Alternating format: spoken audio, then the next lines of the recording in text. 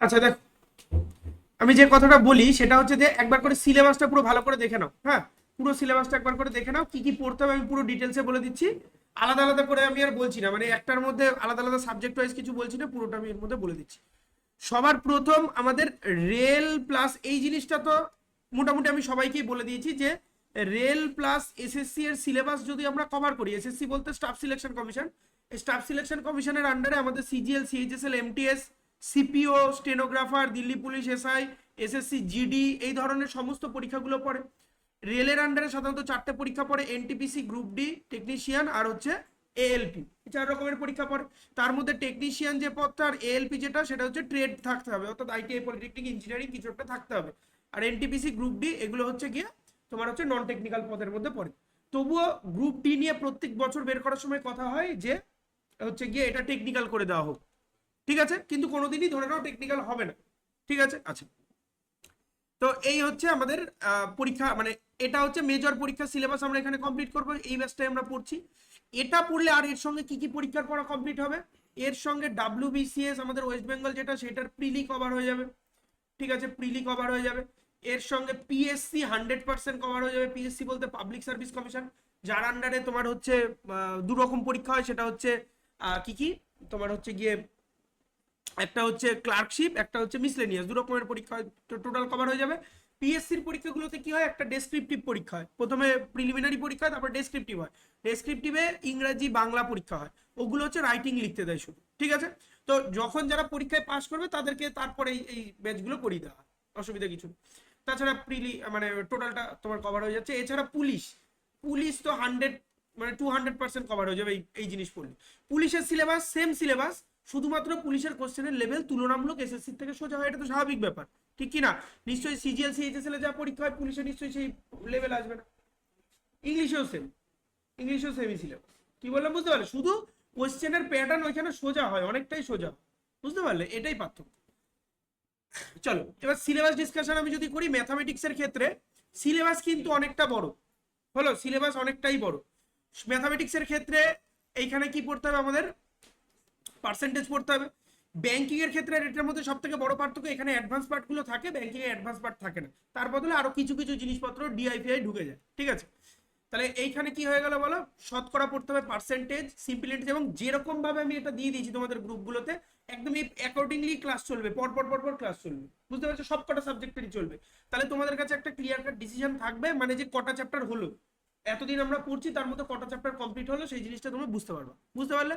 আর এর পরের দিন আমি দিয়ে দেবো পরীক্ষার প্যাটার্ন। ধরো এই তিনটে চ্যাপ্টার নিলাম, এইটুকুনি টাইমে ইংরাজি কটা চ্যাপ্টার শেষ হবে, তোমার ইতিহাস ভূগোল কটা চ্যাপ্টার শেষ হবে, টোটাল মিলে একটা পরীক্ষা হবে, কি বললাম বুঝতে পারলে? তো এইভাবে ওইটা বানাতে একটু টাইম লাগবে, ওটা আমি বানিয়ে নেক্সট দিন দিয়ে দিচ্ছি এই ব্যাচের জন্য। এরপরে হচ্ছে কি আমাদের কি আছে বলো, কম্পাউন্ড ইন্টারেস্ট বা চক্রবৃদ্ধি সুদ আছে, পার্টনারশিপ আছে, অংশীদারিত্ব বা অংশীদারি কারবার, প্রফিট লস আছে, লাভ ক্ষতি, নাম্বার সিস্টেম আছে আমাদের, সংখ্যা পদ্ধতি, এরপর হচ্ছে এলসিএম, এইচসিএফ আছে, লসাগু এবং গসাগু, রেশিও প্রপোর্শন আছে, অনুপাত সমানুপাত, টাইম ডিস্টেন্স, মানে এখানে টাইম স্পিড ডিস্টেন্স একসঙ্গে আমরা করবো, হ্যাঁ, মানে দূরত্ব, সময়, গতিবেগ, এর মধ্যে অনেক কিছু জিনিস ঢুকে যাবে, ট্রেনের গতিবেগও এর মধ্যে ঢুকে যাবে, ওটা নিয়ে আমি আলাদা করে চ্যাপ্টার করব না। এইটা পাটিগণিতের, এইটা আর হচ্ছে টাইম অ্যান্ড ওয়ার্ক, এই দুটো পাটিগণিতের মধ্যে সব থেকে বড় চ্যাপ্টার হবে। টাইম ডিস্টেন্সের মধ্যে তার মানে ট্রেনের অঙ্ক ঢুকবে, এরপরে বোট অ্যান্ড স্ট্রিম হবে, নৌকা স্রোত, মিক্সচার এলিগেশন হবে মানে মিশ্রণ, টাইম অ্যান্ড ওয়ার্ক আছে অর্থাৎ সময় এবং কার্য, পাইপ অ্যান্ড সিস্টার্ন মানে হচ্ছে নল চৌবাচ্চার অঙ্ক যেটা, ঠিক আছে। অ্যাভারেজ আছে, গড়, সিম্পলিফিকেশন, এটা একটা অনেক বড় একটা জায়গা, এটা একটা অনেক বড় জায়গা, কারণ সিম্পলিফিকেশনের মধ্যে অনেক কিছু জিনিস ঢোকে। সিম্পলিফিকেশন কথার অর্থ হচ্ছে সরলীকরণ। এবার যে কোনো চ্যাপ্টারের একটা অঙ্ককেই তোমাকে সিম্পলিফিকেশনে দিয়ে বলতেই পারে এটাকে সরলীকরণ, এরকম না যে সিম্পলিফিকেশন মানে খালি বদমাশ রুল দিয়ে আমরা কাজ করব, ঠিক আছে। আমরা অনেক কিছু ভাবে, মানে অনেক টাইপ এখানে হচ্ছে ঢুকবে। এরপর সিকোয়েন্স সিরিজ ঢুকে যাবে, অনুক্রম শ্রেণী, তুলনামূলক এটা অনেকটা কম রয়েছে, খুব ডিটেলসে থাকে না। এরপরে অ্যাডভান্স পার্ট, মোটামুটি এখান থেকে অ্যাডভান্স পার্ট শুরু হয়ে গেল। অঙ্কের মধ্যে দুটো পার্ট হয়, একটা হচ্ছে অ্যারিথমেটিক, একটা হচ্ছে অ্যাডভান্স। অ্যারিথমেটিক পার্টে হচ্ছে গিয়ে এই যে চ্যাপ্টারগুলো বললাম, এই অবধি সব অ্যারিথমেটিক পার্টের মধ্যে পড়ে, অর্থাৎ পাটিগণিত। এরপরে হচ্ছে আমাদের অ্যাডভান্স পার্ট আসছে, অ্যালজেব্রা মানে বীজগণিত। এগুলো কিন্তু সব শুনতে ছোট্ট লাগছে, জিনিস অনেক অনেক, ঠিক আছে। ট্রিগোনোমেট্রি আছে, ত্রিকোণমিতি, মেনসুরেশন, পরিমিতি, জিওমেট্রি মানে জ্যামিতি। এরপরে পরিসংখ্যান আছে, কিছুটা স্ট্যাটিস্টিক্স আছে, তুলনামূলক এসএসসি তে স্ট্যাটিস্টিক্স কম, এই জায়গাটা ব্যাংকিং এর ক্ষেত্রে জোর থাকে অনেক। হ্যাঁ হ্যাঁ, ডেটা বার দিয়ে পাই চার্ট থাকে, এই ধরনের জিনিসগুলো যেগুলো সেগুলো। এরপরে পারমুটেশন কম্বিনেশন অর্থাৎ বিন্যাস সমবায় আছে, যদিও এটা একটু সোজা পরিমাণে আছে, কিন্তু কিন্তু রেলের পরীক্ষাতে, আগের বার রেলের গ্র্যাজুয়েশন লেভেলের পরীক্ষাতে বেশ কঠিন লেভেলের এই পারমুটেশন কম্বিনেশন এসেছিল। বুঝতে পারলে কি বললাম? প্রবাবিলিটি, এরপরে সম্ভাবনা তত্ত্ব হয়ে গেল। এই হচ্ছে আমাদের অঙ্কের সিলেবাস, টোটালটা কমপ্লিট করতে হবে, ঠিক আছে?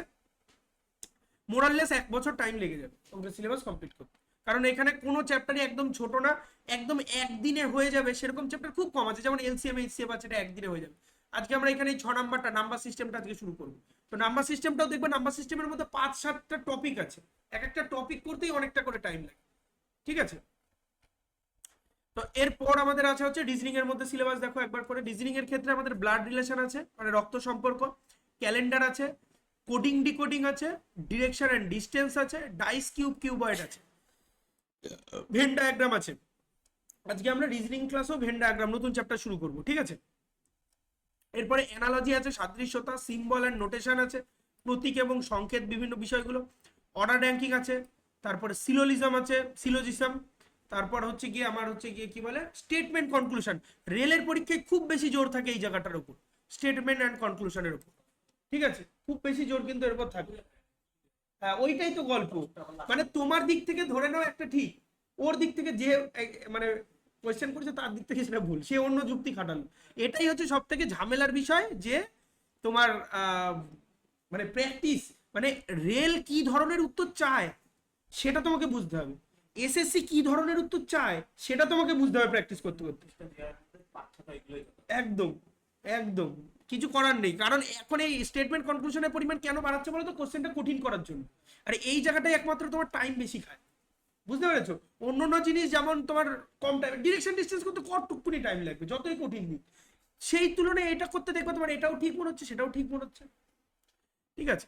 এরপরে মিসিং নাম্বার আছে, অ্যারিথমেটিক্যাল প্রবলেম। অ্যারিথমেটিক্যাল প্রবলেমের মধ্যে আবার অনেক কিছু আছে। অ্যারিথমেটিক্যাল প্রবলেম এই চ্যাপ্টারটা না, অ্যাকচুয়ালি এটা অঙ্কের চ্যাপ্টার, কিন্তু ঢুকিয়ে দেয় আমাদের রিজনিং এর মধ্যে। কিরকম টাইপের? ওই সে পিতা পুত্রের অঙ্ক টঙ্কগুলো যেগুলো ছিল, মানে পিতার বয়স পুত্রের বয়সে এত গুণ অত গুণ, সেইগুলো সব এই অ্যারিথমেটিক্যাল প্রবলেমের মধ্যে থাকে। আরো আরো জিনিসপত্র থাকে, অনেক কিছু থাকে। এরপর আছে ক্লক আছে, সিরিজ আছে, ক্লাসিফিকেশন আছে, সেডিমেন্টাস, মিরর অ্যান্ড ওয়াটার ইমেজ, এগুলো সব নন ভার্বালের মধ্যে পড়ে গেল। যত ইমেজ যুক্ত ফটোগুলো মানে কোয়েশ্চেনগুলো হয় সেগুলো সব হচ্ছে আমাদের নন ভার্বালের মধ্যে পড়ে যায়, আর যেগুলো উপরে যেগুলো বললাম সেগুলো সব ভার্বাল রিজনিং এর মধ্যে পড়ে, ঠিক আছে? এরপরে paper cutting and folding, embedded figure, figure pattern, এগুলো সব রয়েছে আমাদের। বুঝতে পেরেছো কি বললাম? চলে আসে আবার সায়েন্সের সিলেবাস। টোটাল সায়েন্সের যে সিলেবাসটা আছে, সায়েন্সের সিলেবাসের মধ্যে ফিজিক্স আছে, কিভাবে বলো? ফিজিক্সের মধ্যে আমাদের পড়তে হবে ইউনিট অ্যান্ড ডাইমেনশন, অর্থাৎ একক এবং মাত্রা পড়তে হবে, rest and motion and Newton's law, মানে হচ্ছে স্থিতি, গতি এবং নিউটনের সমস্ত সূত্র। শুনতে ছোট লাগছে, ছোট জিনিস না। এরপরে ফ্রিকশন আছে, ঘর্ষণ, ওয়ার্ক, পাওয়ার অ্যান্ড এনার্জি, কার্যক্ষমতা, শক্তি, হিট অ্যান্ড টেম্পারেচার, মানে হচ্ছে আমাদের তাপ এবং তাপমাত্রা। না, 10-এর মতনই পড়তে হবে, কিন্তু 11-12-এরও অনেক ইনফরমেশন লাগবে কাছে, ঠিক আছে? এইখান থেকে আমাদের আমাদের সায়েন্সটা তুলনামূলক সেরকম একটা কিছু এগোয়নি এই 1 মাসে। আমাদের হচ্ছে কি হয়েছিল গো সায়েন্সে? শুধু ইউনিট অ্যান্ড ডাইমেনশন হয়েছিল এই ব্যাচে, নাকি? ইউনিট ডাইমেনশন হয়েছিল, আর কিছুই হয়নি, তাই তো? আচ্ছা, আজকে আমার কাছে এইটা আমি আমার মনে ছিল না, আমি এটাকে তৈরি করে রাখা হয়েছে সামনে। আমি আজকে হিট অ্যান্ড টেম্পারেচার পড়িয়ে দেবো, হয়তো এগুলো পরপর আসবে, হ্যাঁ, 2, 3, 4 এর পরের থেকে আবার এখান থেকে যাবে, অসুবিধা নেই। আচ্ছা, এরপরে আমাদের পড়তে হবে হচ্ছে আলো। আলোর মধ্যে কিন্তু লেন্স সমস্ত কিছু রয়েছে, আলোক বিচ্ছুরণ, বিক্ষেপণ, ঠিক আছে? হ্যাঁ, সমস্ত কিছু এর মধ্যে কিন্তু ঢুকে যাবে, পোলারাইজেশন সমস্তটা ঢুকে যাবে। এরপরে মাস ওয়েট এনার্জি, অর্থাৎ ভর, ওজন, শক্তি। এইখানে কিন্তু ভর, ওজন, শক্তি বলতে এর মধ্যে অনেক জিনিসের ভর, অনেক জিনিসের ওজন, বিভিন্ন হচ্ছে গিয়ে তোমার আমাদের প্ল্যানেট যেগুলো আছে তাদের সঙ্গে সম্পর্ক পৃথিবীর, সেগুলো সমস্ত কিছু ঢুক।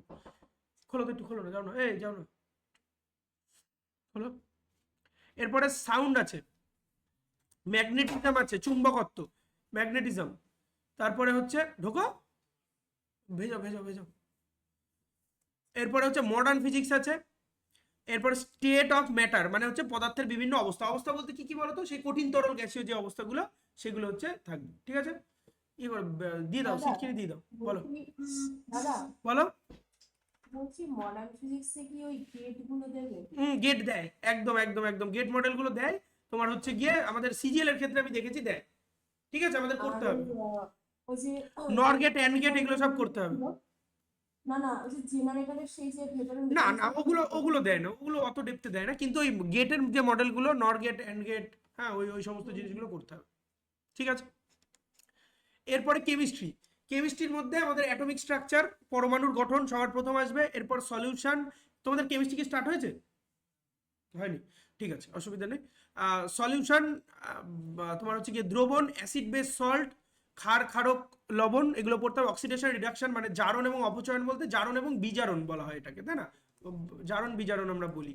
এরপর হচ্ছে কেমিক্যাল বন্ডিং, রাসায়নিক বন্ধন, পিরিয়ডিক টেবিল, এই দুটো খুব ইম্পর্টেন্ট জায়গা, খুব প্রশ্ন আসে এই দুটো জায়গা থেকে। এরপর ইনঅর্গানিক কেমিস্ট্রি। ইনঅর্গানিক কেমিস্ট্রি শুনতে তো এইটুকুনি লাগছে, অজৈব রসায়ন, কিন্তু প্রচুর কিছু আছে, এর কোনো শেষ নেই। অর্গানিক কেমিস্ট্রি, সেটাও জৈব রসায়ন। ইন্ডাস্ট্রিয়াল কেমিস্ট্রি, এটা ছোট চ্যাপ্টার, এই দুটো চ্যাপ্টার অনেক বড় হবে। এটা হচ্ছে শিল্প রসায়ন, লাস্টে বললাম, ঠিক আছে, ইন্ডাস্ট্রিয়াল কেমিস্ট্রি। আচ্ছা, তা কেমিস্ট্রির মধ্যে ওই যে তোমার রেজোনেন্স, তারপর মানে কার্বনের আর কি কার্বনের রূপভেদ, কার্বনের রূপভেদ, ওগুলো এই তোমার কোন ইনঅর্গানিক অর্গানিকের মধ্যে সব ঢুকে যাবে, অসুবিধা নেই। না না, আমি বলছি যে রেজোনেন্স যেগুলো ছিল না, তারপরে হচ্ছে মানে কার্বনের অবস্থানটা কোথায়, মানে কোন পজিশনে, মেটা ওগুলো ওগুলো দেবে না, অর্থ মেটা প্যারা ওগুলোতে যায়নি এখনো, ওই লেভেলে যায়নি কোশ্চেন, আচ্ছা আচ্ছা, ওই লেভেলে যায়নি, চিন্তা নেই। গ্রাজুয়েশনে গিয়ে তো ওগুলো দেয় না, তাই তো? না না না না, ওগুলো দেবে না।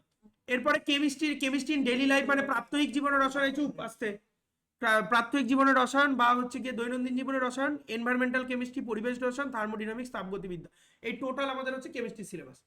তুলনামূলক বায়োলজিটা মানে এই যে তিনটে সাবজেক্ট, তার মধ্যে বায়োলজি আর ফিজিক্সের উপর একটু বেশি জোর দিতে হবে, কারণ তুলনামূলক আমি দেখেছি যে রেলের পরীক্ষাগুলোতে মাঝে মাঝে ফিজিক্সটার উপর জোর দেয়, যেমন এএলপি টেকনিশিয়ানগুলোতে, এছাড়া বায়োলজির উপর বেশি জোর থাকে, ঠিক আছে, কেমিস্ট্রির তুলনায়। হ্যাঁ হ্যাঁ,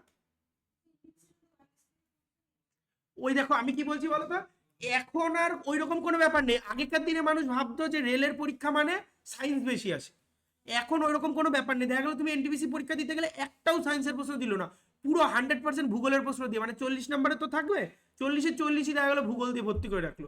তুমি তুমি কাউকে কিছু বলতে পারবে না, তোমার তোমার শিফটে হিস্ট্রি বেশি পড়ে গেছে, কাউকে কিছু বলার নেই, তার কারণ সিলেবাসে মেনশন করা আছে, এটা সিলেবাস, এর মধ্যে থেকে এরকম মেনশন করা নেই যে অমুক সাবজেক্ট থেকে এত নাম্বার আসবে, তমুক সাবজেক্ট থেকে এত নাম্বার আসবে, ওসব আর এখন মেনশন করা থাকে না। ওই জন্য যে প্রশ্ন করে ওই রকম টাইপেরই প্রশ্ন হয়। এইটা বলতে পারো অ্যাকচুয়ালি এক্সামিনারদের সুবিধা, যে একটা সাবজেক্টের থেকে বেশি করে দিল, তাহলে তাদের খাটনি কম পড়ছে, বুঝতে পেরেছো কি বললাম? এটাও হতে পারে। কিন্তু দেখেছি যে যে কোনো একটা শিফটে একটা সাবজেক্টের উপর বেশি থাকে। প্রথম 1-2 দিন পরীক্ষা হচ্ছিল, 5 তারিখ 6 তারিখ সবার কাছে শুনছিলাম যে ইয়ে হয়ে যাচ্ছে, তোমার কি বলে ওটা, স্ট্যাটিক ভর্তি করে দিচ্ছে। পরের দিক থেকে আবার দেখলাম ইতিহাস কোনো শিফটে বেশি, কোনো শিফটে ভূগোল বেশি আসা শুরু হয়েছে। আবার দেখা গেল 15 তারিখ গেলে দেখা গেলো সায়েন্স বেশি আসে, ভর্তি করে সায়েন্স দিয়ে রেখে দেবে। তো ওইরকম কোনো ব্যাপার নেই যে এটাই এত নাম্বার আসবে, ওটা এত নাম্বার আসবে, ঠিক আছে। এরপর এনটিপিসির কথা বললাম, কিন্তু গ্রুপ ডিতে আছে, গ্রুপ ডিতে 25-এ সায়েন্স আছে, আর 25-এ হচ্ছে তোমার আলাদা এমনি জিকে গুলো আছে। তাহলে কেমিস্ট্রিতে আরেকটা কোশ্চেন আছে, বলবো? বলো। বলছি ওই যে অ্যাসিড যেগুলো আছে মানে প্রসেসের আর কি না, তোমার প্রসেসিং অত পড়তে হবে না, শুধু প্রসেসিং এর নামগুলো মনে রাখতে হবে।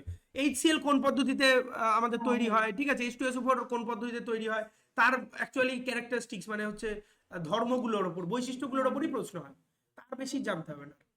আর ওদের ওই আলাদা কোনো নাম থাকবে শুধু সে? একদম, যদি আলাদা নাম থাকে সেগুলো, যেমন ইয়েকে বলা হয় H2SO4 কে রসায়নের রাজা বলা হয়, এরকম, ঠিক আছে, কিমোকেমিস্ট্রি এরকম বলা হয়। যাই হোক, তাহলে সেল এবং টিস্যু আছে, কোষ কলা, এরপর ক্রোমোজোম ডিটেলসে পড়তে হবে, সেল ডিভিশন এখানে ডিটেলসে পড়তে হবে। বায়োলজির থেকে তুলনামূলক ডেপথে কোশ্চেন হচ্ছে অন্য সাবজেক্টের তুলনায়, বুঝতে পেরেছো? ভাইরাস, ব্যাকটেরিয়া, ফাঙ্গাস, ডিজিজ মানে রোগ ব্যাধি সমূহ, অ্যানিম্যাল কিংডম, প্ল্যান্ট কিংডম মানে প্রাণী জগৎ, উদ্ভিদ জগৎ, ফটোসিনথেসিস মানে সংশ্লেষণ, সালোক সংশ্লেষ, এখানে রেসপিরেশন মানে শ্বসন, নিউট্রিশন মানে পুষ্টি, সার্কুলেটরি সিস্টেম মানে হচ্ছে তোমার সংবহন তন্ত্র আর কি, এখানে সঞ্চালন লেখা রয়েছে, এটার বাংলায় আমরা বলি সংবহন তন্ত্র, ঠিক আছে। হিউম্যান ডাইজেস্টিভ সিস্টেম, এই ডাইজেস্টিভ সিস্টেম মানে পরিপাকতন্ত্রের মধ্যে মূলত হিউম্যানেরটাই পড়তে হবে, হ্যাঁ, মানুষের ডাইজেস্টিভ সিস্টেম। এরপরে তোমার হচ্ছে মুভমেন্ট এন্ড লোকোমোশন, অর্থাৎ গতি এবং বা তোমার কি বলবো, এটা এটা গতি না, মুভমেন্ট এন্ড লোকোমোশন বলতে চলন ও গমন, ঠিক আছে, চলন ও গমন বলা হয়। এরপর এক্সক্রিয়েশন মানে রেচন, হরমোন, নার্ভাস সিস্টেম মানে স্নায়ুতন্ত্র, তারপরে হচ্ছে গিয়ে তোমার রিপ্রোডাকশন অ্যান্ড হেরিডিটি, জনন এবং বংশগতি, অ্যাডাপ্টেশন মানে হচ্ছে অভিযোজন, এরপরে হচ্ছে এক্সপ্রেশন অর এভলিউশন, এভলিউশন মানে বিবর্তন বা বিকাশ, এটাকে আমরা কি বলি বলো, অভিব্যক্তিও বলা হয়, তাই না, অভিব্যক্তিও বলা হয়। স্কেলেটাল সিস্টেম কি? স্কেলিটাল সিস্টেম ওই হিউম্যানের কোনো একটা জিনিসের মধ্যে পড়ে যাবে, নার্ভাস সিস্টেমের মধ্যে ঢুকে যাবে, কোনো অসুবিধা নেই। হিউম্যান স্কেলিটাল সিস্টেম কোনোটার মধ্যে পড়ানো হবে, চিন্তা নেই। স্কেলিটাল সিস্টেম তো অবশ্যই আছে। ওই তো এই তো আছে তো, মানব দেহ হিউম্যান অ্যানাটমি আছে তো, এর মধ্যে ঢুকবে। ঠিক আছে, হিউম্যান অ্যানাটমি এর মধ্যেই ঢুকে যাবে। তারপরে ইনভেন্টর ইনভেনশন মানে বিভিন্ন আবিষ্কার এবং আবিষ্কারক। এই হচ্ছে তোমার এই যে এই চ্যাপ্টারটা না, বিভিন্ন আবিষ্কারক এটা সবার মধ্যে পড়তে হবে, কেমিস্ট্রির মধ্যেও পড়তে হবে, বায়োলজির মধ্যেও পড়তে হবে, ফিজিক্সের মধ্যেও পড়তে হবে। প্রত্যেকটা সাবজেক্টে আবিষ্কারক আছে। ঠিক আছে, এরপরে হয়ে যাচ্ছে কি আমাদের হিস্ট্রি। হিস্ট্রির মধ্যে অ্যানশিয়েন্ট ইন্ডিয়া। হিস্ট্রির মূলত কি কি ভাগ দেখো, হিস্ট্রির মূলত আমাদের কি কি পড়তে হবে, 3 রকমের হিস্ট্রি পড়তে হয়। ঠিক আছে, 3 রকমের হিস্ট্রি পড়তে হয়। একটা হচ্ছে অ্যানশিয়েন্ট, একটা হচ্ছে মিডিয়েবল, আর একটা হচ্ছে মডার্ন। 3 রকম। অ্যানশিয়েন্ট বলতে প্রাচীন ইতিহাস, তোমার হচ্ছে গিয়ে মিডিয়েবল বলতে মধ্যযুগীয় ভারত, আর মডার্ন বলতে মডার্ন ইন্ডিয়া মানে আধুনিক ভারত বা আধুনিক ভারতের ইতিহাস। ঠিক আছে, তাহলে এখানে কি হয়ে গেল বলো, এনশিয়েন্ট ইন্ডিয়া মোটামুটি কোথা থেকে শুরু হয়, আমি একবার করে জাস্ট বলে দিচ্ছি কোথা থেকে শুরু হয়। এনশিয়েন্ট ইন্ডিয়া হচ্ছে যখন থেকে আমাদের ইতিহাস খুঁজে পাওয়া গেছে, সেই ঋগ বৈদিক যুগের থেকে শুরু করে একদম কোন অবধি পড়তে হবে, যতদিন পর্যন্ত না বৈদেশিক আক্রমণ শুরু হলো ততদিন পর্যন্ত পড়তে হবে। ঠিক আছে, মিডিয়েবল ইন্ডিয়া বৈদেশিক আক্রমণ শুরু থেকে শুরু করে ইংরেজদের আমল আসার আগে পর্যন্ত পড়তে হবে। আর আধুনিক ভারত হচ্ছে ইংরেজদের আমল থেকে শুরু করে স্বাধীনতা অবধি পড়তে হবে। এই 3 রকম, মানে মোটামুটি আধুনিক ভারতের মধ্যে স্বাধীনতা সংগ্রামের ইতিহাসটা এর মধ্যেই ঢুকে যাবে তোমার, বুঝতে পারলে? তাহলে এনশিয়েন্ট ইন্ডিয়া পড়তে হবে, ইন্ডিয়ান সিভিলাইজেশন মানে ভারতীয় সভ্যতার উদয়, এরপর বিভিন্ন ধর্ম, বৌদ্ধ জৈন এই সমস্ত ধর্ম, তারপরে হচ্ছে গিয়ে পলিটিক্যাল ডমিনেন্স অর্থাৎ রাজনৈতিক যুগের আধিপত্য, এই যে মিডিয়েভেলের দিকে ঢুকছে। ঠিক আছে, এরপরে এই যে মিডিয়েভেলের দিকে ঢুকছে মানে বিভিন্ন রাজনৈতিক যুগ। ভারতবর্ষে কোথায় ছিল, ভারতবর্ষে আগে যারা ছিল তারা তো যুদ্ধযাত্রা করতো না। ঝামেলাটা কবে থেকে আরম্ভ হয়েছে, যবে থেকে বৈদেশিক আক্রমণ শুরু হলো তবে থেকে আরম্ভ হয়েছে। এরপরে হচ্ছে কর্তৃত্বের জন্য সংগ্রাম। ঠিক আছে, বিভিন্ন কিংডম গুলো, দক্ষিণাত্য এবং দাক্ষিণাত্যের রাজ্য। হ্যাঁ, ওই যে মানে এই যে যে যুদ্ধ হওয়ার যে ব্যাপারটা বলি, এটাই কি হয়েছে দ্য অ্যাডভেন্ট অফ ইউরোপিয়ান ওইখানটা থেকে শুরু? একদম একদম একদম ওই ওই ওই পর্যায় থেকে শুরু হয়ে যাচ্ছে। মানে যে ঠিক আছে, পর্তুগালরা যখন আর কি যখন আক্রমণ করলো পর্তুগাল, ডাচ ফাচ যখন আসছে আস্তে আস্তে। আচ্ছা, এরপরে মিডিয়েভেল ইন্ডিয়ার মধ্যে পড়তে হবে তোমার ভারতবর্ষ, মধ্যযুগীয় ভারতের মধ্যে অনেকগুলো যুগ আছে। হ্যাঁ, এরপরে সুলতানি যুগ, সুলতানি যুগের আগেও অনেক কটা যুগ আমাদের আছে। এরপরে বিভিন্ন আঞ্চলিক শক্তির উত্থান, ধর্মীয় আন্দোলন। এরপরে হচ্ছে মুঘল যুগ, মুঘল যুগ অনেকটাই বড়, মুঘল বংশ, মুঘল এরা বা মুঘল এম্পায়ার। এরপরে আমাদের হচ্ছে মুঘল যুগের শেষ এবং আঞ্চলিক শক্তির উত্থান। এই যে মুঘল যুগের শেষ থেকে অ্যাকচুয়ালি ইংরেজদের আশা বেড়ে গেল এবং হচ্ছে তোমার ইস্ট ইন্ডিয়া কোম্পানি প্রতিষ্ঠা হলো এবং আমাদের মডার্ন ইন্ডিয়া শুরু হলো।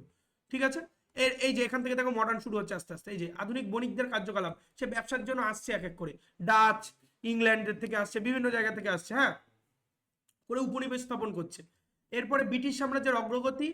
এরপরে কালচারাল ব্যাকগ্রাউন্ড বলতে সাংস্কৃতিক প্রেক্ষাপট আছে। এরপরে হচ্ছে তোমার হচ্ছে গিয়ে কি বলে, ইংরেজদের রাজত্বকালে বিভিন্ন প্রশাসনিক আইন, বিভিন্ন সংস্কার মানে সমাজ সংস্কারক সম্বন্ধে এখানে পড়তে হবে। হ্যাঁ, রামমোহন বিদ্যাসাগর এই ধরনের জিনিসগুলো যারা পড়তে হবে, এবং যে যে আইনগুলো হয়েছিল, কৃষক বিদ্রোহ এবং উপজাতি, মহাবিদ্রোহ, রিভোল্ট। ঠিক আছে, এই যে তোমার হচ্ছে গিয়ে কি বলে আমাদের 1857 সালের মহাবিদ্রোহ যেটা। এরপরে ব্রিটিশ সাম্রাজ্যের প্রসার, সীমান্ত নীতি। এরপরে হচ্ছে গিয়ে তোমার অর্থনৈতিক অবস্থা মানে সেই যুগে ইন্ডিয়ান অর্থনৈতিক অবস্থা কোন পর্যায়ে ছিল। এরপর হচ্ছে ভারতীয় সমাজ সংস্কৃতি, ন্যাশনাল মুভমেন্ট। এই যে ন্যাশনাল মুভমেন্ট ছোট্ট একটা কথা, কিন্তু এইটা পড়তে গেলে মোটামুটি 3 থেকে 4টে বা 5টা ক্লাস লেগে যায় ন্যাশনাল মুভমেন্ট পড়তে গেলে। তারপরে হচ্ছে কি আমাদের জাতীয় কংগ্রেসের প্রতিষ্ঠা হচ্ছে আস্তে আস্তে, বঙ্গভঙ্গ আন্দোলন। এবার এবার এই যে সমাজ সংস্কারগুলো এখানে আছে, যে স্বাধীনতা সংগ্রাম এবং গান্ধীজি, ভারত এবং ভারতের বাইরে যে মুভমেন্টগুলো হয়েছিল, শ্রমিক আন্দোলন। ঠিক আছে, বিভিন্ন চূড়ান্ত পর্যায়ে আন্দোলন। তারপরে যে ভারতের ভাইসরয়গুলো পরপর, ভাইসরয়স অফ ইন্ডিয়া মানে লিস্ট করে আমাদের মনে রাখতে হবে। এরপরে বিবিধ। এই হচ্ছে টোটাল আমাদের কি হয়ে গেল বলো, হিস্ট্রির সিলেবাস। বুঝতে পারলে, টোটাল আমাদের হিস্ট্রির এই সিলেবাস পড়তে হবে। এরপরে ইন্ডিয়ান জিওগ্রাফি চলে আসো। ইন্ডিয়ান জিওগ্রাফিতে আমাদের কি আছে, India and it's neighbour, Bharat এবং প্রতিবেশী দেশসমূহ। ঠিক আছে, এরপরে হচ্ছে ফিজিক্যাল জিওগ্রাফি অফ ইন্ডিয়া, ভারতের ভূপ্রকৃতি, রিভার্স, লেকস অ্যান্ড লেগুন মানে নদ নদী, হ্রদ, উপহ্রদ, এই ধরনের জিনিসগুলো, জলসেচ ব্যবস্থা, বহুমুখী নদী পরিকল্পনা, climate of India, soil of India, agriculture of India মানে সমস্ত ভারত সম্বন্ধে যা যা পড়েছিল এগুলো সব ভারতের স্ট্রাকচার হচ্ছে কিন্তু। ঠিক আছে, এরপরে দেখো তোমার হচ্ছে ভারতের স্বাভাবিক উদ্ভিদ, জাতীয় উদ্যান, অভয়ারণ্য। ঠিক আছে, খনিজ সম্পদ, শক্তি সম্পদ, ভারতের বিভিন্ন ইন্ডাস্ট্রি, শিল্প। ঠিক আছে, সড়ক পরিবহন ব্যবস্থা, তারপরে হচ্ছে গিয়ে ভারতের শহর বন্দর, এরপর জনগণনা, আদিম জনগোষ্ঠী, পশ্চিমবঙ্গের ভূগোল। পশ্চিমবঙ্গের ভূগোলটা একটুখানি ডিটেলসে পড়তে হবে, বিশেষ করে পশ্চিমবঙ্গের পরীক্ষাগুলোর জন্য, ঠিক আছে। এছাড়া ভূগোলের এই জায়গাটা আরেকটা জিনিস লেখা নেই, সেটা হচ্ছে যে সেন্ট্রালের গুলোই কি দেয় পশ্চিমবঙ্গের ভূগোল? মানে নর্মাল কোশ্চেন আসে।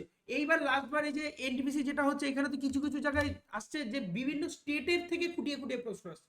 ধরো কেরালার একটা স্টেটের একটা যে কোনো একটা কোশ্চেন, যেগুলো কেরালা রাজ্যের পরীক্ষায় আসে, সেরকম টাইপের কোশ্চেন দিয়ে দিচ্ছে সেন্টার, ঠিক আছে। এইগুলো তো পড়তে হবে। এর সঙ্গে আরেকটা এখানে লেখা নেই, যেটা দেখতে পাচ্ছি আমি, সেটা হচ্ছে যে আমাদের পৃথিবীর গঠন, ঠিক আছে, পৃথিবীর গঠন, হ্যাঁ, যেটা হচ্ছে প্রাকৃতিক ভূগোল যেটাকে বলা হতো, তো সেই জিনিসগুলো আমাদের পড়তে হবে। কি গন্ডোয়ানা ল্যান্ড, হ্যাঁ, ওই ধরনের জিনিসগুলো এর মধ্যে ঢুকে যাবে, ঠিক আছে। ওইগুলো হয়তো পরে পড়াবে বলে এটাকে কিছু করে। এগুলো ওই প্লেট টেকটনিক থিওরি ওগুলোও ঢুকবে, কিন্তু মূলত ভারতবর্ষের ওপর জোর থাকে। এরপর দেখো ইন্ডিয়ান পলিটি। ইন্ডিয়ান পলিটির ক্ষেত্রে কি আছে বলো? ভারতের সংবিধান রচনার পটভূমি এবং গণপরিষদ, ঠিক আছে, মানে কোন প্রেক্ষাপটে হচ্ছে সংবিধান রচনা হয়েছে। এরপর এর বৈশিষ্ট্য এবং প্রস্তাবনা, পার্টসগুলো এবং ধারা, আর্টিকেল, সমস্ত কিছু, মৌলিক অধিকার, ফান্ডামেন্টাল রাইট, নির্দেশাত্মক ডিপিএসপি যেটাকে বলা হয়। এরপর সিটিজেনশিপ, নাগরিকত্ব, Indian union and it's territory, মানে ভারতীয় ভূখণ্ড এবং অঙ্গরাজ্যগুলো, হ্যাঁ, প্রেসিডেন্ট অ্যান্ড ভাইস প্রেসিডেন্ট, জাতীয় সভা, লোকসভা স্পিকার, ঠিক আছে, প্রাইম মিনিস্টার মানে প্রধানমন্ত্রী এবং তার মন্ত্রিসভা, রাজ্যপাল, মুখ্যমন্ত্রী, রাজ্যসভা, ঠিক আছে, ইন্ডিয়ান জুডিশিয়ারি মানে ভারতীয় বিচার ব্যবস্থা, পঞ্চায়েত এবং পৌরসভা, ঠিক আছে, নির্বাচন কমিশন, সংশোধন বলতে অ্যামেন্ডমেন্ট, বিভিন্ন অ্যামেন্ডমেন্ট করে করে নতুন নতুন বিল পাস করায়। এরপরে বিভিন্ন এমসিকিউ করানো হবে, সেটা লেখা রয়েছে, ঠিক আছে। এরপর স্ট্যাটিক জিকের মধ্যেও দেখো প্রচুর আছে। অটোবায়োগ্রাফি মানে আত্মজীবনী, ক্লাসিক্যাল ড্যান্স, শাস্ত্রীয় নৃত্য, ফোক ড্যান্স, লোকনৃত্য। এরপর হচ্ছে ভারতের বিভিন্ন আঞ্চলিক উৎসব, রিজিওনাল কিছু ফেস্টিভ্যাল। এরপরে বিভিন্ন পরিভাষা, বিজ্ঞানের বিভিন্ন পরিভাষা এবং সংক্রান্ত বিষয়, বিভিন্ন যন্ত্র, ঠিক আছে, বিভিন্ন উদ্ভাবন এবং উদ্ভাবক মানে কে কি তৈরি করেছে, ঠিক আছে, বিভিন্ন দিন, যেটা গুরুত্বপূর্ণ দিন, অমুক দিনে কি হয় তমুক দিনে কি হয়, সেই জিনিসগুলো, ঠিক আছে। এরপরে ভ্যারিয়াস নিউজ পেপার মানে স্বাধীনতার আমলে বা সেই সময় কি কি ধরনের সংবাদপত্র বেরোতো সেগুলো, এবং গ্যাজেট কি কি বেরোতো সেগুলো। এরপর আমাদের কি আছে বলো? ভারতের প্রতিরক্ষা প্রশিক্ষণ এবং প্রতিষ্ঠান, ভারতীয় সেনাবাহিনীতে বীরত্বের জন্য দেওয়া সম্মাননা, ভারতের সেনাবাহিনীতে যে অর্জুন চক্র এই ধরনের যে জিনিসগুলো দেয় সেগুলো। প্রধান মহাকাশ গবেষণা কেন্দ্র ভারতের এবং ভারতের বাইরের, বিভিন্ন খেলোয়াড়, ঠিক আছে, ফেমাস খেলোয়াড়, Indian players and in respective games, কে কোন খেলার সঙ্গে যুক্ত আর কি। এরপরে হচ্ছে খেলাধুলার বিভিন্ন পদ এবং বিভিন্ন শব্দ ভাণ্ডার, যেমন একটা খেলার ধরো হচ্ছে গিয়ে কভার ড্রাইভ, এটা কোন খেলার সঙ্গে যুক্ত, এরকম টাইপের কোশ্চেন দেয়। এক একটা কোশ্চেন মানে এক একটা নাম তুলে বলে এটা কোন খেলার সঙ্গে যুক্ত, ঠিক আছে। বিভিন্ন খেলা এবং প্রয়োজনীয় খেলার সংখ্যা, মানে খেলোয়াড়ের সংখ্যা, যেমন ক্রিকেটে 11 জন থাকে এরকম। তো এরপরে হচ্ছে গিয়ে আমাদের কি আছে বলো? লিস্ট অফ ন্যাশনাল স্পোর্টস, যে জাতীয় খেলাগুলো আছে সেগুলো বিভিন্ন দেশের। বায়োস্ফিয়ার রিজার্ভ, ভারতের বিভিন্ন biosphere reserve. National forest in India, ভারতের জাতীয় বন। ড্যামস ইন ইন্ডিয়া, ভারতের বাঁধগুলো, বিভিন্ন বাঁধ। আর names of different sports and trophies, বিভিন্ন খেলা এবং ট্রফির নাম। Nickname of various Indian individuals, মানে বিভিন্ন ডাকনাম বা ছদ্মনাম। এরপর উদ্ধৃতিগুলো আছে, কোশনস, সরি, উদ্ধৃতি মানে একটা লাইন কে বলেছিল, যেমন বিবেকানন্দের বিভিন্ন উদ্ধৃতি আছে আছে না, এরকম। বিভিন্ন লেখক এবং তাদের বইগুলো, ঠিক আছে, বিভিন্ন ফোক সং এবং তাদের শিল্পী কে কি গান করেছে, বিভিন্ন বাদ্যযন্ত্র এবং তাদের সেটা কে বাজায়। তারপরে various research centre of India, ভারতের বিভিন্ন গবেষণা কেন্দ্র, অর্থাৎ ধান গবেষণা কেন্দ্র কোথায় আছে, পাট গবেষণা কেন্দ্র কোথায় আছে, এই ধরনের। তারপরে হচ্ছে ল্যান্ডমার্কস অফ ইন্ডিয়া, বিভিন্ন দ্রষ্টব্য স্থান, ঠিক আছে, বিভিন্ন নদী বরাবর শহরগুলির তালিকা, মানে কোন নদীর তীরে কোন শহর অবস্থিত, যেমন কলকাতা হুগলি নদীর তীরে অবস্থিত, এই ধরনের জিনিসগুলো, ঠিক আছে। এরপর বিভিন্ন রাজ্যের রাজধানী এবং তাদের প্রধান ভাষা, লোকসভার স্পিকারের তালিকা, ঠিক আছে, হাইকোর্ট সুপ্রিম কোর্টের বিচারপতি পরপর কে হয়েছে, ভারতের রাষ্ট্রপতি পরপর কে হয়েছে, লিস্ট অফ ভাইস প্রেসিডেন্ট মানে উপরাষ্ট্রপতি কে হয়েছে, প্রাইম মিনিস্টার প্রধানমন্ত্রী পরপর কে হয়েছে, ঠিক আছে। বিশ্বের নদী তীরবর্তী বিভিন্ন, এটা তো একবার মনে বললাম, রিভার সাইড যে সিটিগুলো সেগুলো, তারপর হচ্ছে লিস্ট অফ নেমস, বিভিন্ন সংসদের তালিকা বিভিন্ন দেশের, যেমন ভারতের সংসদের নাম এক, পার্লামেন্ট বলে, হ্যাঁ, বাংলাদেশের সংসদ, পাকিস্তানের সংসদ, এরকম সবার সংসদগুলো মুখস্থ করতে হবে। বিভিন্ন দেশের মুদ্রা এবং মুদ্রা, দেশ এবং মুদ্রা, প্রত্যেকটা দেশ, ভারতে যেমন টাকা, রুপি, তো এরকম বাংলাদেশের নাম হচ্ছে টাকা, এরকম ভাবে সমস্ত পৃথিবীর যত দেশ আছে সব মুখস্থ করতে হবে। আচ্ছা, এরপরে হচ্ছে গিয়ে বিভিন্ন দেশের নাম এবং তাদের রাজধানীর তালিকা। এরপরে আমাদের কি আছে বলো, বিভিন্ন দেশের জাতীয় প্রতীক, ঠিক আছে। এরপরে হচ্ছে বিভিন্ন ভৌগোলিক স্থানের তালিকা এবং তাদের মানে ভৌগোলিক স্থানগুলো সেগুলোর তালিকা, অ্যাব্রিভিয়েশন, ঠিক আছে, মানে সংক্ষিপ্ত রূপগুলো, জাতিসংঘের মহাসচিব কে কি ছিল, হ্যাঁ, তারপর হচ্ছে রামসার সাইট। এখন ভারতবর্ষের রামসার সাইট কতগুলো আছে বলো তো? রামসার সাইট মানে কি জানো? হ্যাঁ, ওই তো মানে হচ্ছে ওই জলপূর্ণ জায়গা যেখানে মানে ওই জলাশয় থাকার কারণে বোধ আর কি বেনিফিশিয়াল হচ্ছে, মানে একদম। জলাশয়ের যারা অ্যাকোয়াটিক অ্যানিমাল যারা রয়েছে তারাও যেরকম বেনিফিশিয়াল হচ্ছে, এবং হচ্ছে ওখানে যে মানুষ যারা রয়েছে তারাও আর কি ওই হ্যাঁ, জলাশয়ের সোজা দ্বারা কথা হচ্ছে পচা জলে মাছ চাষ, হ্যাঁ ঠিক আছে, হ্যাঁ জীবিত ড্রেনের জীবন। জলে মাছ চাষ করাকে তোমার রামসার সাইট বলে। যেমন আমাদের গঙ্গার পূর্ব গঙ্গায় যে সুন্দর এই যে কি বলে আমাদের ইয়ের এখানে আছে, কলকাতার বিভিন্ন জায়গায় আছে, হুম হুম কাথি আছে একদম, তোমার হচ্ছে গিয়ে সুন্দরবনের কাছে আছে। তো ওগুলো কি করে, ওগুলো বিভিন্ন যেগুলো ড্রেনের জল, যেগুলো নোংরা জল, সেই জলকে কাজে লাগিয়ে মাছ চাষ করে। তার ফলে কি হচ্ছে, মাছও চাষ হচ্ছে, সেইটাও মানুষ খাচ্ছে, আবার হচ্ছে তোমার ওই নোংরাও নষ্ট হলো, কাজে লাগানো গেল। তো সেইগুলোকে রামসার সাইট বলে। শুধু যে মাছ চাষ এরকম না, মাছ ছাড়াও ওইগুলোকে সার ব্যবহার করে গাছপালাকে উন্নতি করা হয়, এগুলোও কিন্তু অনেক ক্ষেত্রে রামসারের মধ্যে ঢোকে। আমাদের ওয়েস্ট বেঙ্গলে যেটুকুনি কাজ হয় সেটা ওই মাছ চাষের কাজেই লাগায়। এরপর UNESCO world heritage site in India, যেমন আমাদের সব থেকে উচ্চতম স্টেশন সান্দাক, এই দূর কি বলছি, ঘুম স্টেশন, হ্যাঁ, তো এইরকম জিনিসগুলো যেগুলো ইউনেস্কো ওয়ার্ল্ড হেরিটেজের মধ্যে পড়ে সেগুলো। দার্জিলিং এর চা আছে। আচ্ছা, তাহলে এই আমাদের পড়তে হবে। হ্যাঁ হ্যাঁ স্কিম, গভর্নমেন্টাল স্কিম। হ্যাঁ, গভর্নমেন্টাল স্কিম ওটা বলিনি, ওটা থাকার কথা।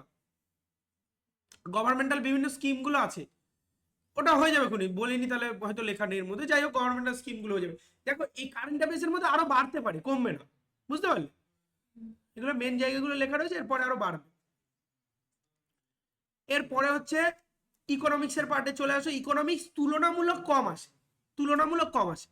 এর মধ্যে আমাদের অর্থনীতির মৌলিক ধারণা, এর মধ্যে পুরো ডিটেলসে যে লেখা আছে আমি আর বললাম না, চাহিদা যোগান উপযোগিতা এই ধরনের জিনিসগুলো আছে। বা ইন্ডিয়ান ইকোনমি পড়তে হবে, ভারতের অর্থনীতি সম্বন্ধে ডিটেলস পড়তে হবে। এর মধ্যে নীতি আয়োগ, 5 ইয়ার প্ল্যান, এই দুটোই সব থেকে ইম্পর্টেন্ট জায়গা। মানে আগে হতো কি পঞ্চবার্ষিকী পরিকল্পনা, হ্যাঁ, আর এখন হয় হচ্ছে নীতি আয়োগ। তো এই এই জিনিসগুলো আমাদের ডিটেলসে পড়তে হবে। এরপরে হচ্ছে জাতীয় আয়, ন্যাশনাল ইনকাম, এর মধ্যে জিডিপি, জিএনপি, এনআরপি, এনডিপি, ঠিক আছে, হ্যাঁ, এনএনপি, সবগুলো এর মধ্যে ডিটেলসে পড়তে হবে, ঠিক আছে। পার ক্যাপিটা ইনকাম, এগুলো সব পড়তে হবে। এরপর হচ্ছে দারিদ্র, বেকারত্ব, পোভার্টি অ্যান্ড আনএমপ্লয়মেন্ট। এটা সারা পৃথিবীর একটা সারা পৃথিবীর একটা সমস্যা, পোভার্টি অ্যান্ড আনএমপ্লয়মেন্ট, শুধু ভারতের সমস্যা না। যে দেশে যে মানুষ বাস করে ওই লোক ভাবে শুধু যে আমাদের দেশি বুঝি গরিব, কিন্তু আলটিমেট তুমি যদি আমেরিকাতে যাও, আমেরিকায় দেখতে পারবা যে কত লোক রাস্তায় থাকে, তার কোনো ইয়ত্ত নেই। মানে তাদের ওইখানে এত টাকা বাড়ি ভাড়া, বাড়ি ভাড়া নেওয়ারও ক্ষমতা নেই, রাস্তায় থাকে। ওদের জন্য আলাদা টাইপের একটা ঝুপড়ি মতো করেই দেওয়া আছে, মানে একটা সাইড করে করে ওইখানে থাক, তাতেও জায়গা পায় না, রাস্তায় থাকে, এরকম প্রচুর লোক আছে, বুঝতে পারলে? আচ্ছা, ওই ইন্ডেক্স গুলো কি তোমার ওই ডেভেলপমেন্টের মধ্যে ঢুকবে? হ্যাঁ, ইন্ডেক্স গুলো ডেভেলপমেন্টের মধ্যে ঢুকে যাবে, এই ন্যাশনাল ইনকামের মধ্যে। ইন্ডেক্স গুলো সারা জায়গায় ইন্ডেক্স দিয়েই তো তোমাকে কাজ করতে হবে, তাই না? হুম। আচ্ছা, এরপরে হচ্ছে কি বাজেট, বাজেট সম্বন্ধে পড়তে হবে। বাজেট অনেক বড় জিনিস, বারবার বাজেট, যা নতুন বাজেট আসছে সব ঢুকে যাবে এর মধ্যে। তারপরে জিএসটি ফিএসটি এর মধ্যে সব, মানে ট্যাক্সেশন যে সিস্টেম গুলো সেগুলো সব এর মধ্যে ঢুকছে। মুদ্রাস্ফীতি, মুদ্রাস্ফীতি মানে ইনফ্লেশন, ইনফ্লেশন এর মধ্যে ঢুকবে, ঠিক আছে। ব্যাংকিং অ্যান্ড ফিনান্সিয়াল ইনস্টিটিউশনস, হ্যাঁ, বিভিন্ন ব্যাংকিং সিস্টেমগুলো, আন্তর্জাতিক বাণিজ্য এবং সংস্থা, এই সমস্তটা ঢুকে যাবে এর মধ্যে। এরপরে চলে আসে হচ্ছে ইংলিশের সিলেবাস আমাদের কি থাকবে। ইংলিশের সিলেবাসের মধ্যে আমাদের থাকছে হচ্ছে সেন্টেন্স অ্যান্ড, আচ্ছা আগে আমি বলে দিই, রেলওয়ের ক্ষেত্রে এই পর্যন্তই সিলেবাস থাকে। রেলের ক্ষেত্রে ইংলিশ সিলেবাসটা থাকে না, এই পর্যন্ত রেলের সিলেবাস থাকে। আর এসএসসি প্লাস রেল, সেখানে হচ্ছে ইংলিশের সিলেবাস নতুন করে ঢুকে যায়। ইংলিশের মধ্যে দু রকমের পার্ট থাকে, একটা হচ্ছে গ্রামার আর একটা হচ্ছে ভোক্যাব। ভোকাবুলারি। গ্রামারের মধ্যে আমাদের সেন্টেন্স অ্যান্ড ইটস কাইন্ডস, মানে সেন্টেন্সের বিভিন্ন রকম ভাগগুলো, নাম্বার অ্যান্ড পার্সন, টেন্স পড়তে হবে, parts of speech, noun pronoun, এগুলো সব পড়তে হবে, আর্টিকেল অ্যান্ড ডিটারমাইনার্স, এরপরে হচ্ছে ভার্ব, এর মধ্যে auxiliary verb, main verb, subject verb, agreement, more about adverbs, ঠিক আছে, মোর অ্যাবাউট কনজাংশনস, এরপরে হচ্ছে অ্যাপ্রোপ্রিয়েট প্রিপোজিশন। শুধু নর্মাল প্রিপোজিশন আর অ্যাপ্রোপ্রিয়েট কিন্তু আলাদা। অ্যাপ্রোপ্রিয়েট প্রিপোজিশন হচ্ছে কিছু ওয়ার্ড থাকে তার আগেই ওটা বসে। এরপরে হচ্ছে ক্লজ, ফ্রেজ, ঠিক আছে, তারপরে হচ্ছে non finite verb, voice change, active passive voice, narration change, simple complex compound sentence, ঠিক আছে, conditional sentence, transformation of sentence, assertive থেকে ইম্পারেটিভ, ইম্পারেটিভ থেকে ইন্টারোগেটিভ, এই সমস্ত জিনিস, ডিগ্রি চেঞ্জগুলো, positive, comparative, superlative, tag question, এগুলো সব আমাদের গ্রামারের মধ্যে পড়তে হবে। এরপরে ভোকাবের মধ্যে কি থাকবে, তোমাদের গ্রামারগুলোর সঙ্গে ভোকাব দিয়ে দেওয়া হবে, ঠিক আছে, গ্রামারও চলবে একসঙ্গে, ভোকাবুলারিও চলবে, ঠিক আছে। ভোকাবের মধ্যে আমাদের কি পড়তে হবে, synonym, antonym, idiom phrase, one word substitution, appropriate preposition, phrasal verb, error correction, sentence improvement, sequence and sentence, মানে ওই অনেকগুলো সেন্টেন্স লিখে দিলে কোনটা কার আগে পড়ে যাবে, হ্যাঁ, প্যারাজাম্বলিং যেটাকে বলে, পিকি ওয়ার্ডস, হ্যাঁ। এরপরে হচ্ছে গিয়ে তোমার আছে fill in the blanks with appropriate words and phrase, মানে ওয়ার্ড ফ্রেজ তুমি যদি জানো কোনটার সঙ্গে কোনটা বসে তাহলে এই জিনিস করতে পারছো। এরপর ক্লোজ টেস্ট আছে, স্পেলিং এরর আছে, স্পেলিং টেস্ট, ঠিক আছে। কম্পিউটারের মধ্যে কিছু বেসিক জিনিস পড়তে হবে, যেগুলো পড়তে হবে এখান থেকে তোমাদের পুরোটা দিয়ে দেওয়া হবে, কোনো চিন্তা নেই। এই হচ্ছে তোমার পুরো সিলেবাস, হচ্ছে কিসের বলো, SSC and railway total syllabus. এর মধ্যে যারা পুলিশের কথা বলে, পুলিশে তাহলে কি সিলেবাস আছে, পুলিশের মধ্যে আমি কি বাদ দেবো, পুলিশের মধ্যে ওইরকম ভাবে বাদ দেওয়ার কিছু নেই, সবই পড়তে হবে, কিন্তু ওর গভীরতাটা কম হবে, মানে ডেপথটা একটু কমে যাবে, ঠিক আছে, একটু উপর উপর যাবে। কম্পিউটারে বেসিক বলতে তো মাইক্রোসফট অফিসেরই পুরোটা। হ্যাঁ, মানে ওই কম্পিউটার সম্বন্ধে বিভিন্ন হার্ডওয়্যার সফটওয়্যার, একটা ধরো জিনিস দিয়ে দিলে এটা কি ধরনের, অ্যান্টিভাইরাসের কাজ কি, এই সব। হুম, ব্যাংকিং এর সিলেবাস আমি এখন বলছি না, এখন এদেরটা বলে দিই। ব্যাংকিং এর ক্ষেত্রে তোমার এই ইকোনমিক্স যেটা আসলো, ইকোনমিক্স পুরোটাই থাকছে। আর হচ্ছে গিয়ে তোমার কি বলে ওটা, অঙ্কের সিলেবাস, ওই যে অ্যারিথমেটিক পার্ট, ওটা পুরোটাই থাকছে, ঠিক আছে। ইংলিশ আর পাল্টাবে না,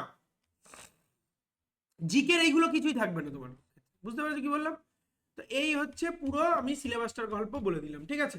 এটা নিয়ে হলো, আমি নেক্সট উইকে যেটা করবো, নেক্সট উইকে আমাদের ব্যাচে কিভাবে পরীক্ষা নেবো, পরপর কটা কটা করে চ্যাপ্টার পরীক্ষা নেবো, কোন কোন সময়, এই দুটো চ্যাপ্টার শেষ হয়ে গেলে পরীক্ষা নেবো। তোমাদের আর বলা লাগবে না, আগের থেকে বলে দেওয়া লাগবে না যে অমুক দিন পরীক্ষা, বাদ চ্যাপ্টার শেষ হয়ে গেলে পরীক্ষা হয়ে যাবে, বুঝতে পারলে কি বলবো?